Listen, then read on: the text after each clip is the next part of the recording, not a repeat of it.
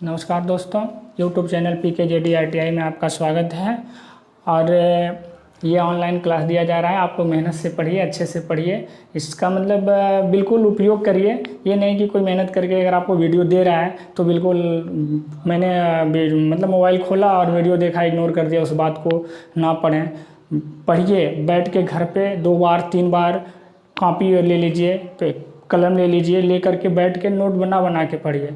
Actually पढ़ने का तरीका ही होता है, बिना कलम और कॉपी को मतलब कॉपी और कलम के बिना पढ़ाई करनी नहीं चाहिए, क्योंकि हर बात दिमाग में स्थिर नहीं हो पाती है। तो कुछ इंपॉर्टेंट बात होती है, उसको नोट करते जाइए, पुनः उसको रिवीजन करते रहिए। एक बार अगर 2 घंटा 3 घंटा बैठ के पढ़ रहे हैं और रिवीजन नहीं करेंगे तो वो 2-3 घंटा जो टाइम आपने पढ़ाई पे दिया वो सारा टाइम बर्बाद हो जाएगा अगर रिवीजन नहीं करेंगे तो। इसके लिए हमें बता रहे हैं कि आप जब भी पढ़ें तो कॉपी और पेन साथ में लेके पढ़ें और उसको नोट करते जाएं, ठीक है। तो इस वीडियो में हम बात करेंगे मेटल चैप्टर से, पार्ट 1 मेटल चैप्टर के बारे में हम लोग को पढ़ना है मेटल से। और सबसे बड़ी बात यह है कि इसका डबल फ़ायदा है। एक फीटर और इलेक्ट्रीशियन WC वर्कशॉप कैलकुलेशन में भी ये चैप्टर है और फीटर ट्रेड थ्योरी में भी ये चैप्टर है। इस चैप्टर से 2 क्वेश्चन, लगभग 2 से 3 क्वेश्चन आता है आपका वर्कशॉप कैलकुलेशन में, और 3 क्वेश्चन तक, मैक्सिमम 3 क्वेश्चन तक पूछ सकता है आपका ट्रेड थ्योरी में। तो ये दोनों जगह पढ़ना है, इसको अच्छे से पढ़िएगा। और क्लास में जब हमने पढ़ाया है तो क्लास में इसका नोट्स दे दिए हैं, इसको रिवीजन के तौर पे पढ़ा रहे हैं। जब रिवीजन हो जाएगा, लगभग हम लोगों का 15 चैप्टर पढ़ना है WC में, तो 15 चैप्टर में लगभग 12-13 चैप्टर मैंने पढ़ा दिया था, 2-3 चैप्टर बचा था। तो हम इसका रिवीजन कर दे रहे हैं, फिर क्लास लगेगा तो आपको प्रैक्टिस सेट करवा देंगे। घबराइएगा मत, बिल्कुल लगन से पढ़ते रहिए। और चलिए छोड़िए ये बकवास की बात बंद, आइए अपने मेन टॉपिक पे। हमको मेटल चैप्टर पढ़ना है। मेटल में ये कैसे कैसे क्लासिफिकेशन, किस तरह से वर्गीकरण होता है, इसके बारे में हम देख ले रहे हैं। पहले चैप्टर मेटल्स है, इसमें मेटलिक मटेरियल्स को हम वर्गीकरण करेंगे, यानी क्लासिफिकेशन करेंगे। तो मेटल्स धातु, नॉन मेटल्स अधातु, और मेटलिक मटेरियल्स उपधातु। अगर हम मेटल्स की बात करें तो डिफिनीशन के तौर पे वे तत्व जिनके बाहरी कक्षा में 1, 2, 3 फ्री इलेक्ट्रॉन हो और इलेक्ट्रॉन त्याग कर धन आयन बनाए, उस तत्व को मेटल्स कहते हैं। एक कंडीशन है हाइड्रोजन को छोड़कर।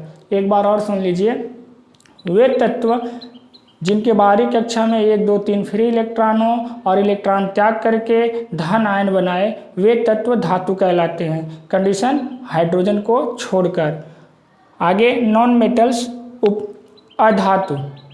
अधातु वे तत्व जिनके बाहरी कक्षा में 5, 6, 7, 8 फ्री इलेक्ट्रॉन हो और इलेक्ट्रॉन को ग्रहण करके ऋण आयन बनाए, वे तत्व अधातु कहलाते हैं। क्लियर।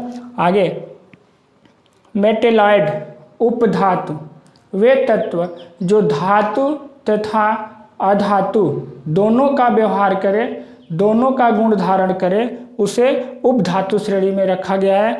उपधातु कहते हैं, जैसे एग्जाम्पल के रूप में silicon, boron, germanium, arsenic, antimony, tellurium, polonium. Clear.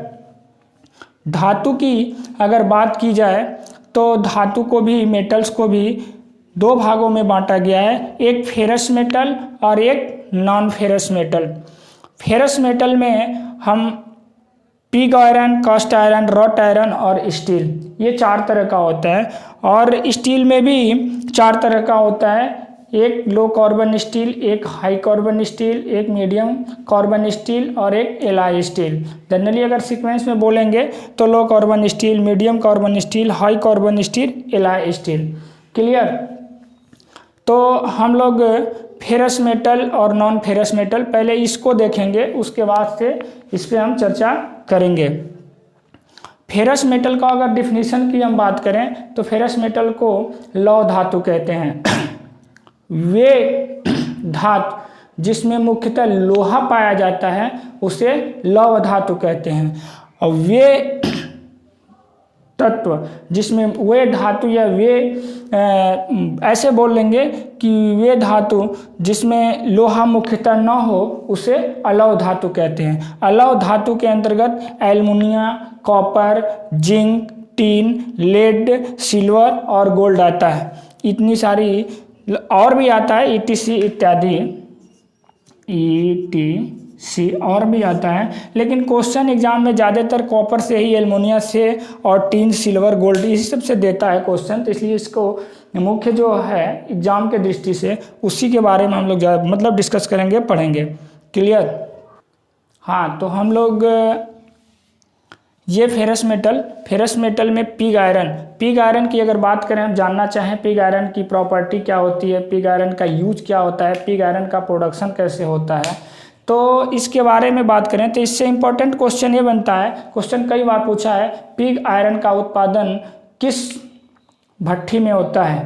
तो पिग आयरन का जो प्रोडक्शन होता है वो ब्लास्ट फर्नेस में होता है, ब्लास्ट फर्नेस में होता है।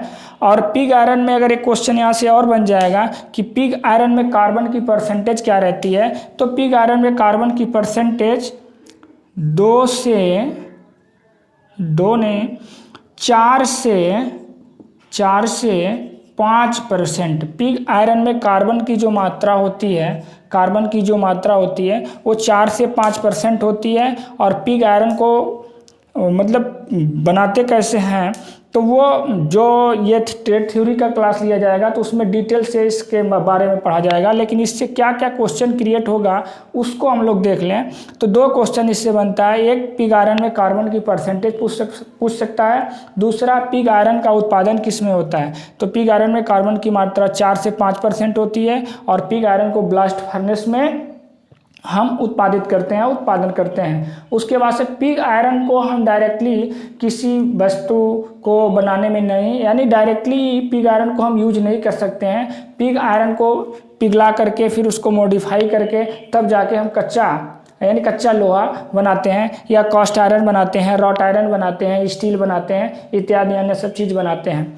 तो पिग आयरन हमारा क्या होता है, लौह, देखिए होता कैसे है, लौह सबसे पहले लौह अयस्क लाएंगे। लौह अयस्क का मतलब जैसे जहाँ पे लोहे की अयस्क हो, जैसे कर्नाटक में है, उड़ीसा में है, छत्तीसगढ़, भिलाई, इन सब में है। तो लौह अयस्क का पहाड़ होगा, उस माइंस को खदान से खोद के निकालेंगे, उसको रिफाइन करेंगे, रिफाइन करके हम ब्लास्ट फर्नेस में उसे पिघलाएंगे, पिघला करके उसको चाकी के रूप में ढालेंगे। जब चाकी के रूप में उसको ढाल लेंगे या बिल्ट्स के रूप में ढाल लेंगे तो हमारा पिग आयरन कराएगा। उस पिग आयरन को हम क्यूपोला भट्ठी में डालेंगे और क्यूपोला भट्ठी में डालने के बाद से उसमें से और अशुद्धियाँ को दूर करेंगे, कार्बन को कम करेंगे, अन्य सल्फर ये सब जो चीज़ होती है सबको कम करेंगे।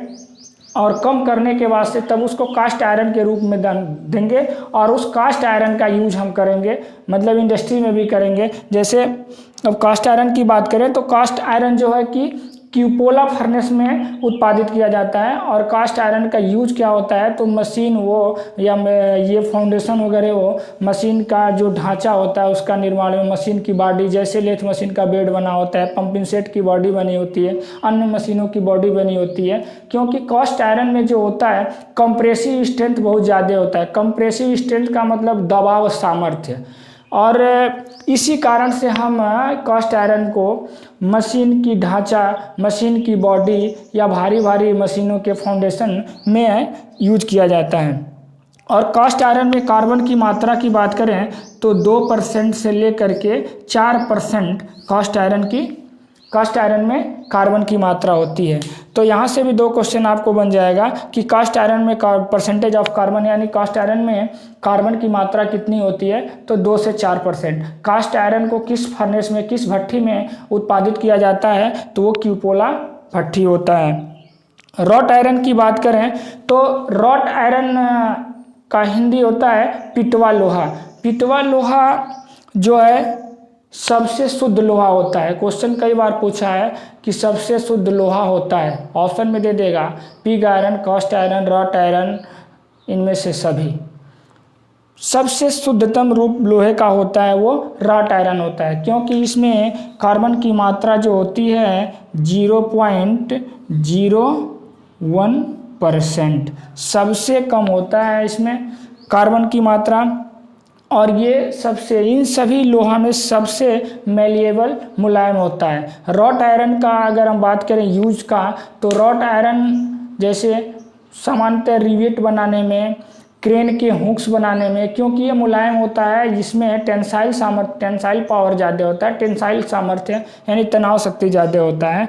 तो रॉट आयरन को हम किसी फर्नेस में नहीं बनाते हैं। रास्ट आयरन का प्रोडक्शन जल्दी मतलब सामान्यतः विनैला निसंपीडन विधि से या विनैला विधि से बेल कर, मतलब बेल के एक रोलर के द्वारा इसके बिट्स को बेल करके हम रॉट आयरन का उत्पादन करते हैं। और इसमें कार्बन की मात्रा जो होती है 0.01% होती है। कास्ट आयरन सबसे शुद्ध लोहा है। कास्ट आयरन में मेलिबिलिटी ज़्यादा होती है। हाँ, तो अब हम स्टील के बारे में अध्ययन करेंगे। स्टील, तो स्टील 4 प्रकार का, मुख्य रूप से स्टील 4 प्रकार का होता है। पहला लो कार्बन स्टील, दूसरा मीडियम स्टील, और तीसरा हाई कार्बन स्टील, और चौथा एलॉय स्टील। अगर लो कार्बन स्टील की बात हम करें, तो लो कार्बन स्टील में कार्बन की जो मात्रा होती है वो 0.15 से लेकर के 0.45% तक होती है। अगर कार्बन की मात्रा की हम बात करें तो ये 0.15 से लेकर के 0.45% तक होती है। मीडियम कार्बन स्टील की अगर हम बात करें तो मीडियम कार्बन स्टील में कार्बन की जो परसेंटेज होती है वो 0.45 से लेकर के 0.70% तक होती है। और ये मीडियम कार्बन स्टील का यूज जो होता है वो हम रिवेट बनाने में, या नट बोल्ट बनाने में, या लेथ मशीन वगैरह का लीड स्क्रू बनाने में, या कोई वैसा चीज़ जहाँ पे थोड़ी सी मतलब टेंसाइल स्ट्रेंथ भी चाहिए और कंप्रेसिव स्ट्रेंथ भी चाहिए, तो उस चीज़ वो मतलब यूजफुल सामान, वो यूजफुल वस्तु बनाने के लिए हम मीडियम कार्बन स्टील का यूज कर लेते हैं। अब हाई कार्बन स्टील की बात करें तो हाई कार्बन स्टील में कार्बन की परसेंटेज 0.70% से लेकर के 1.5% तक होता है। हाई कार्बन स्टील का उपयोग टूल्स बनाने में, हैंड टूल्स जैसे हमें फाइल बनाने में, स्क्रू ड्राइवर बनाने में, आउटसाइड कैलिपर बनाने में, इनसाइड कैलिपर बनाने में, यानी हैंड टूल, हेक्सा ब्लेड बनाने में, जितने हैंड टूल्स होते हैं वो हाई कार्बन स्टील से ही बनाए जाते हैं, हाई कार्बन स्टील के ही बने होते हैं। जनरली हाई कार्बन स्टील को हम टूल स्टील भी बोल सकते हैं, कोई डाउट नहीं है, टूल स्टील भी बोल सकते हैं, हाई कार्बन स्टील भी बोल सकते हैं। तो इससे ज़्यादातर यही क्वेश्चन आता है हैंड टूल बनाने के वजह, मतलब हैंड टूल बनाने में ये हेक्साब्लेड जो बना होता है किस मटेरियल से बना होता है, हाई कार्बन स्टील का बना होता है। फाइल्स बनी होती है किस मटेरियल का होता है, हाई कार्बन स्टील का होता है। तो हाई कार्बन स्टील का इस्तेमाल ज़्यादातर हैंड टूल्स बनाने में करते हैं, या कटिंग हो या मेजरिंग टूल्स हो। Clear. Ailing steel, ailing steel की अगर हम बात करें तो ये एलाइंग स्टील का मतलब होता है मिश्र इस्पात। मिश्र इस्पात की अगर हम बात करें तो इसमें क्रोमियम, निकिल, कोबाल्ट, वेनेडियम, मोलेडियम ये सब स्टील आते हैं। और ये मिलाने से स्टील की, जैसे निकिल को मिलाने से उसकी स्ट्रेंथ बढ़ जाती है, क्रोमियम को मिलाने से उसकी कोरूजन यानी संक्षारण रोधी क्षमता बढ़ जाता है, वेनेडियम मिलाने से हार्ड हो जाता है, मोलेडियम मिलाने से टफनेस बढ़ जाती है, कार्बन की परसेंटेज मिलाने से उसमें कठोरता आ जाती है। तो ये सब जो एलाइंग तत्व एलिमेंट होते हैं जैसे निकिल, क्रोमियम, कोबाल्ट, मैग्नीशियम और बेलेडियम, मोलेडियम, ये सब जो एलाइंग एलिमेंट यानी मिश्र इस्पात के तत्व हैं, और इसको मिलाने से इसके गुण में, इसके प्रॉपर्टी में चेंजिंग आती है, और वो चेंजिंग करके हम इसमें मिलाने से उसके प्रॉपर्टी को, उसके गुण को बदल करके आवश्यकता अनुसार अपने इंडस्ट्री में यूज होने वाले वस्तु को बनाई जाती है। तो एलाइंग एलिमेंट से आपको घबराना नहीं है। एलाइंग एलिमेंट्स का मतलब ये होता है, या एलाई एलिमेंट्स का मतलब ये होता है, एलाई स्टील का मतलब ये होता है कि मिश्र इस्पात, यानी इस्पात में मिला करके ये बनाए जाने वाले। क्लियर। अब हम बात करें नॉन फेरस मेटल। तो नॉन फेरस मेटल में सबसे बड़ी बात यह है कि वे धातु जिसमें मुख्य रूप से लोहा न हो, मुख्य तत्व कोई और हो, उसको हम अधातु कहते हैं। जैसे एल्युमिनिया, एल्युमिनिया में लोहा होता है? नहीं होता है।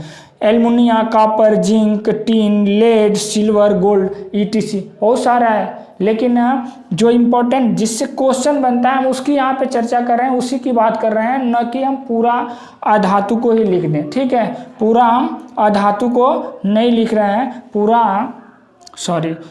अलौह धातु,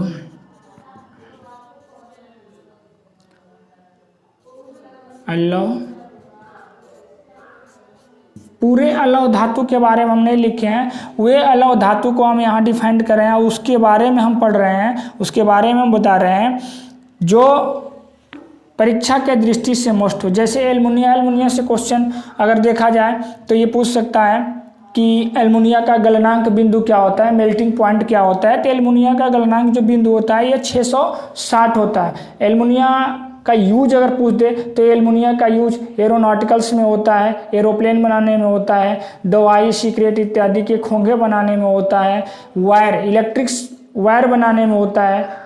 उसके बाद से बस बनाने में होता है, बस के जो बॉडी होती है, बस की बॉडी, कार की बॉडी, ये सब बॉडी बनाने में होता है, क्योंकि ये हल्का होता है और ये संक्षारण रोधी होता है, इस पे मौसम का कोई प्रभाव नहीं पड़ता है।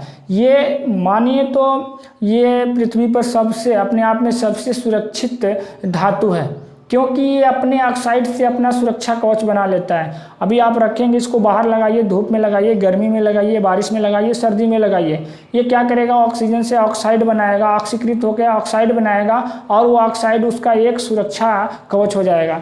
या यूँ समझ लीजिए आप कि ये लकड़ी हो या ये आयरन, लोहे का कोई अगर हम दरवाजा या खिड़की बनाते हैं या कोई सामान बनाते हैं और उस पर हमने पेंट लगा दिया, तो पेंट लगा देने से क्या होता है, उसका संक्षारण या उसका वो बचाव करता है पेंट, ताकि वो हमारा खराब नहीं होता है, अंदर से अच्छी से रहता है। ठीक उसी प्रकार से एल्युमिनिया का क्या होता है, एल्युमिनिया ऑक्सीजन से ऑक्साइड करके ऑक्सीकृत हो करके और एक ऑक्साइड की परत बना लेता है, और परत जब बन जाता है तो वो परत जो उसकी होती है बिल्कुल एकदम सुरक्षा कवच का काम करता है, और ये बहुत अपने आप में सुरक्षित धातु है। क्लियर। तो एल्युमिनिया से एक और क्वेश्चन पूछ सकता है कि इलेक्ट्रिक का सबसे अच्छा सुचालक कौन होता है, और वहाँ पे यानी एजी सिल्वर और कॉपर न दे तो क्या होगा, एल्युमिनिया ही होगा। जनरली क्वेश्चन ये पूछता है कि विद्युत का सुचालक निम्न में से कौन है, ये मतलब दे देगा सिल्वर बोल देगा, option A silver, option B copper, option C aluminium, option D लोहा। तो उस कंडीशन में तो सीधे सीधे आपको सिल्वर ही लगाना है। लेकिन जब सिल्वर हटा दिया, पूछे इनमें से विद्युत का सुचालक कौन है सबसे अधिक, ये पूछे क्वेश्चन, या इस तरह से पूछे कि निम्नलिखित में से विद्युत का सुचालक कौन है, तो वहाँ पे अगर एजी को हटा दिया और सीयू दे दिया यानी कॉपर दे दिया, ये एल्युमिनियम दे दिया और लोहा दे दिया, फाइबर दे दिया, तो उस कंडीशन में आपका कॉपर हो जाएगा। लेकिन अगर कॉपर को भी हटा दे, ऑप्शन में दे ही ना, कॉपर ऑप्शन में है नहीं, उस कंडीशन में एल्युमिनिया जाता है। तो एल्युमिनिया के बारे में थोड़ा सा डिस्कस हो गया। अब हम बात करेंगे कॉपर के बारे में। तो कॉपर के बारे में अगर बात करें तो कॉपर की मेल्टिंग पॉइंट जो होती है वो 1080 डिग्री सी होती है। 1080 डिग्री सी पर कॉपर हमारा क्या होता है, द्रव अवस्था में हो जाता है। और कॉपर की प्रॉपर्टी की हम बात करें तो कॉपर जो है वो संक्षारण रोधी है, उस पर जंग नहीं लगता है। कॉपर के जो भी सामान बने होते हैं उस पर जंग नहीं लगेगा, आप देखे होंगे। तो कॉपर का यूज जनरली हम वॉल, सेफ्टी वॉल बनाने में, टैंक बनाने में, स्टीम लाइन की जो मतलब हाई प्रेशर स्टीम लाइन होती है, जैसे बॉयलर के उपसाधन बनाने में कॉपर का प्रयोग होता है। कॉपर का प्रयोग जनरली मूर्ति बनाने में या ये आभूषण बनाने में मिश्र धातु के रूप में, जैसे अभी गोल्ड है तो गोल्ड मतलब 24 कैरेट का अगर गोल्ड है तो उससे आभूषण बनेगा तो वो चल नहीं पाएगा, वो टूट जाएगा, बिखर जाएगा। तो उसमें कॉपर का हम मिला देते हैं, तो कॉपर मैल्यूएबल भी होता है और मजबूत भी होता है। और उसमें क्या करता है, सोने में उसकी मुलायमता मतलब मुलायमपन को कम कर देता है, उसकी मैल्यूएबिलिटी को कम कर देता है। और ये थोड़ी सी जा करके उसमें हार्डनेस, थोड़ी मतलब कॉपर जाएगा, थोड़ी सी हार्डनेस बढ़ जाएगी और उसके वजह से हमारा आभूषण तैयार हो जाएगा, मजबूत हो जाएगा। तो आभूषण इत्यादि बनाने में हम कॉपर का इस्तेमाल करते हैं मिश्र एलॉय के रूप में, यानी मिश्र धातु के रूप में। एक और होता है पीतल का निर्माण के लिए, कई बार क्वेश्चन पूछा है कि पीतल का निर्माण होता है, यानी पीतल का उत्पादन, पीतल किस मिश्र धातु से बना है, कॉपर और जिंक। कॉपर और जिंक को मिलाने से पीतल का निर्माण होता है। ये 60-40 रेशियो इसका होता है, 60% Cu और 40% Zn जिंक। इन दोनों के मिलाने से ब्रॉस का यानी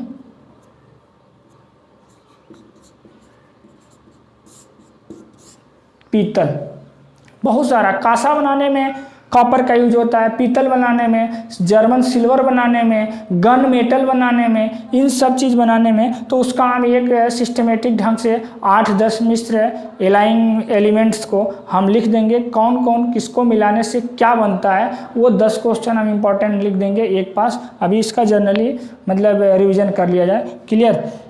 कॉपर की बात, जिंक की बात करें तो जिंक जो है, जिंक का मेल्टिंग पॉइंट 420 डिग्री सी होता है और जिंक का भी इस्तेमाल हम करते हैं ये मिश्र धातु के रूप में, यानी एलाइंग एलिमेंट्स के रूप में। एलाइंग एलिमेंट्स बोले तो कॉपर और जिंक मिलाने से अभी बताया पीतल बनता है, कॉपर जिंक और टिन मिलाने से कुछ और बनता है, गन मेटल मतलब गन मेटल या कांसा, ब्रोंज, ये सब चीज़ बनाने में जिंक का यूज होता है। जिंक का यूज हम सोल्डर धातु बनाने में, सोल्डरिंग जो करते हैं ना, तो सोल्डर बनाने में, सॉफ्ट सोल्डर, हार्ड सोल्डर, ये सब बनाने में जिंक का प्रयोग होता है। उसके बाद बात करें टिन का, तो टिन जैसे लेड और टिन, यानी लेड और टिन को मिलाने से हमारा वायर, फ्यूज वायर बनता है। वायर, ये लेड और टिन के मिलाने से फ्यूज के तार बनाए जाते हैं, या ये भी सोल्डर धातु भी बनाया जाता है। सॉफ्ट जो सोल्डर होता है उसमें भी टिन का मिश्रण होता है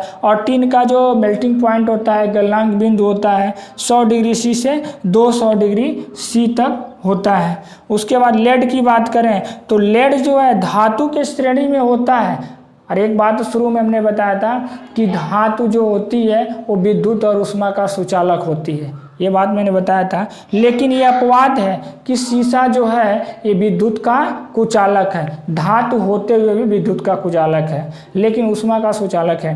देखिए जो भी धातु होता है वो विद्युत का सुचालक होगा, ये निश्चित है, क्योंकि उसी के बाहरी कक्षा में फ्री इलेक्ट्रॉन होगा और फ्री इलेक्ट्रॉन होने के कारण ही इलेक्ट्रिक का फ्लो होता है। लकड़ी में भी इलेक्ट्रॉन होते हैं, प्लास्टिक में भी इलेक्ट्रॉन होते हैं, लेकिन क्या लकड़ी और प्लास्टिक में इलेक्ट्रिक फ्लो होता है? नहीं होता है, क्योंकि उसके बाहरी कक्षा में क्या होता है, थोड़ा सा एक लाइन देख लीजिए, 1 मिनट देखिए। यहाँ पे इलेक्ट्रॉन, प्रोटॉन और न्यूट्रॉन, ये तीनों के मिलने से परमाणु बनता है और परमाणु के मिलने से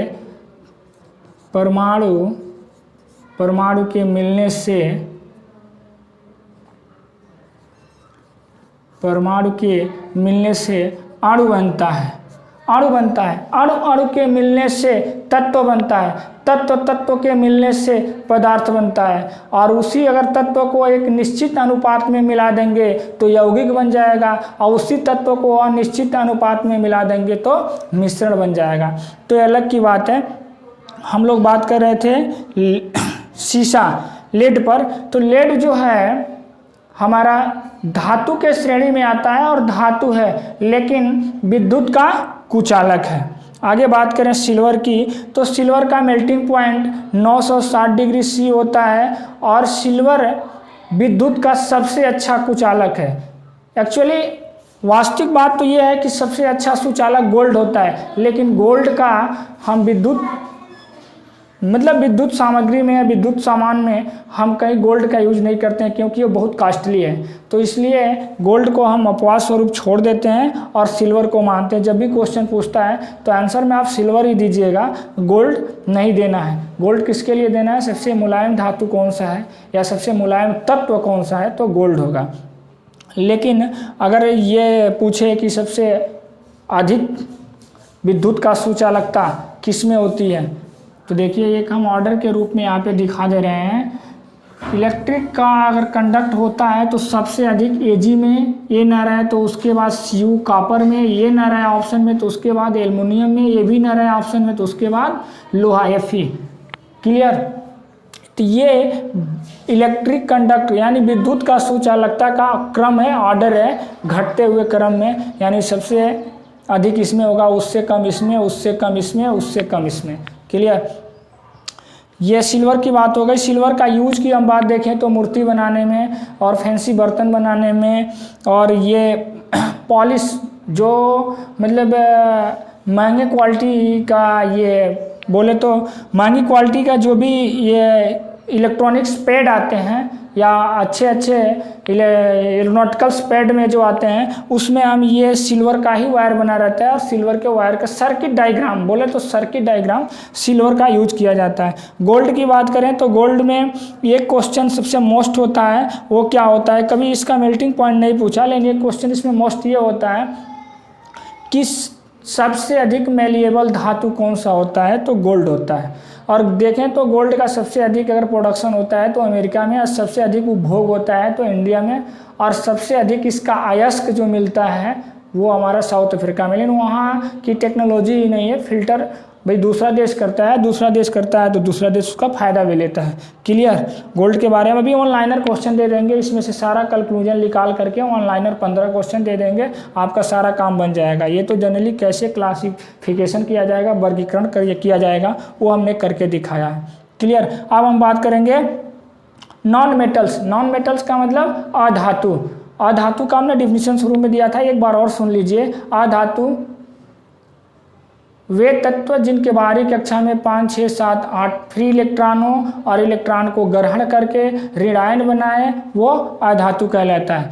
अधातु के अंतर्गत टिम्बर या कास्ट, टिम्बर का मतलब लकड़ी, कास्ट का मतलब भी लकड़ी, ठीक है, दोनों लिख दिए हैं ताकि कन्फ्यूजन ना हो। प्लास्टिक, प्लास्टिक में भी हम मतलब इलेक्ट्रिक जाएगा, नहीं जाएगा। Paint, heat resistance, electric resistance, hardware की मतलब सामान, उसके बाद से एलाइंग मटेरियल्स। एलाइंग मटेरियल्स जितना होता है वो सब का सब क्या होता है, अधातु के श्रेणी में आता है। और भी होगा, ये नहीं है कि इतना ही होगा, लेकिन क्वेश्चन यही सबसे बनता है। ये सबसे खास बात है, इन दोनों को ले लीजिए आप, जिसमें हीट का चालन होगा उसमें इलेक्ट्रिक का भी चालन होगा, यानी जिसमें हीट फ्लो करेगा, बहेगा, उसमें इलेक्ट्रिक भी बहेगा। अगर जिसमें इलेक्ट्रिक बहेगा उसमें हीट ही बहेगा। लेकिन एक अपवाद इसमें होता है क्या, कि अब्रक, माइका, माइका को हिंदी में अब्रक कहते हैं, अब्रक का नाम सुने होंगे। अब्रक में हीट फ्लो होता है लेकिन इलेक्ट्रिक नहीं।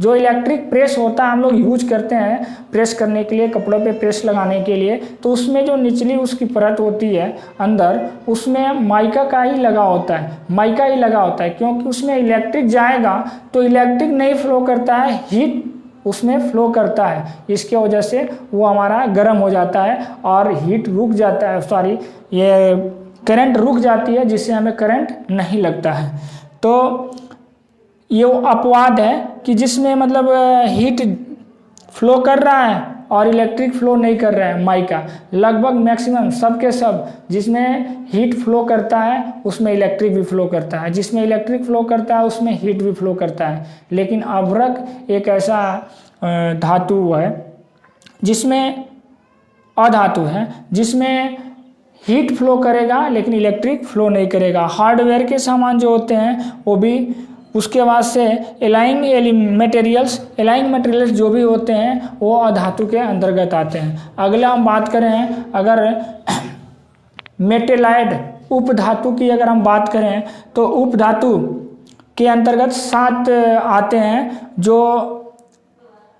सामने है silicon, boron, germanium, arsenic, antimony, tellurium, polonium. Actually अगर इसकी डिफिनीशन की बात करें तो वे तत्व जो धातु तथा अधातु दोनों के तरह से व्यवहार करे उसे उपधातु कहते हैं। उसको उपधातु के श्रेणी में सात हैं, silicon, boron, germanium, arsenic, antimony, tellurium, polonium, ये हमारा उपधातु हुआ। इससे एक क्वेश्चन मोस्टली ये बनता है कि कंप्यूटर चिप बना होता है, ऑप्शन में रहेगा silicon, copper, silver, Bros. Silicon का ये मोस्ट एक क्वेश्चन बनता है। जो कंप्यूटर का चिप होता है वो सिलिकॉन का बना होता है। आगे सबका है लेकिन मोस्टली क्वेश्चन यहीं से बनता है, तो इसलिए हमने इसको बता दिया। क्लियर हो गया?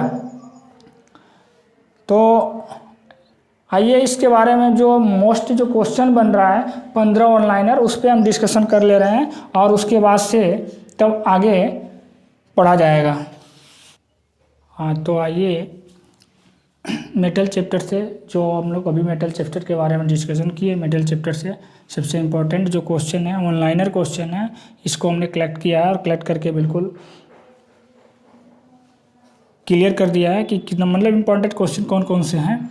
तो सबसे पहले ये 10 क्वेश्चन तो हम दिए हैं, 10 क्वेश्चन आप इसका आंसर कर दे रहे हैं, डिस्कशन कर दे रहे हैं, बता दे रहे हैं, समझा दे रहे हैं। बट एक क्वेश्चन को आपको आंसर देना होगा, लास्ट में पूछेंगे और कमेंट बॉक्स में अपना आंसर दीजिएगा।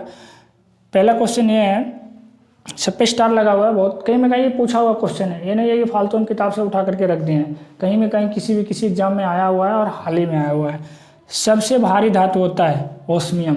सबसे अगर कहीं पूछे सबसे भारी धातु होता है तो ओस्मियम होता है। सबसे हल्की धातु जो होती है वो लिथियम होती है और सबसे कठोर धातु जो होता है वो प्लेटिनम होता है और सबसे मुलायम धातु होता है वो सोना होता है और सबसे क्रियाशील धातु होता है वो सीजियम होता है, सीजियम होता है। ठीक है, अब बात करें अगला, तो विद्युत का कुचालक धातु, विद्युत का कुचालक धातु सीसा। हमने अभी इस क्लास में बताए थे, अभी समझाए हैं कि धातु जो होता है वो विद्युत और ऊष्मा का सुचालक होता है, लेकिन सीसा तो धातु है लेकिन ये विद्युत का क्या है, कुचालक है।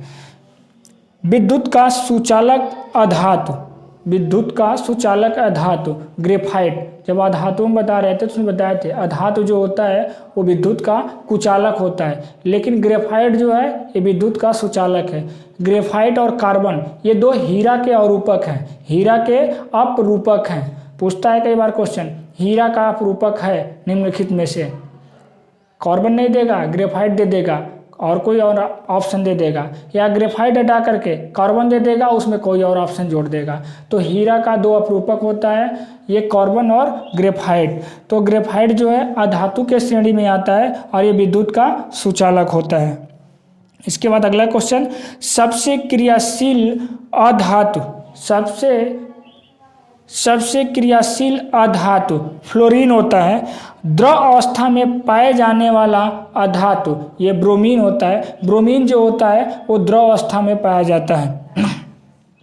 अधातु में 22 तरह के होते हैं, जिसमें हमारा 10 गैस होंगे, 11 ठोस, 10 ने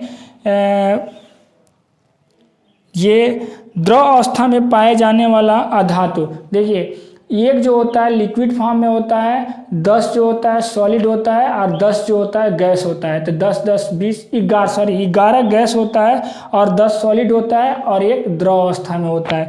22 अधातु होते हैं। तो द्रव अवस्था में पाए जाने वाले अधातु ब्रोमीन होता है और द्रव अवस्था में पाया जाने वाला धातु पारा Hg होता है। यह आपका इम्पोर्टेंट क्वेश्चन हो गया और इसको कलेक्ट कर लिए हैं। शॉर्ट स्क्रीन ले लीजिएगा या कॉपी में नोट कर लीजिएगा और इसमें से क्वेश्चन एक आध जरूर ही रहेगा।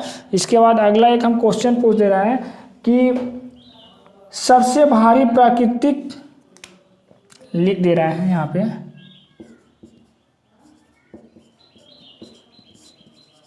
सबसे भारी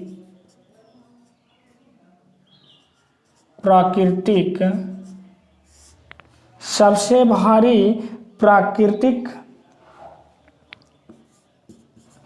तत्व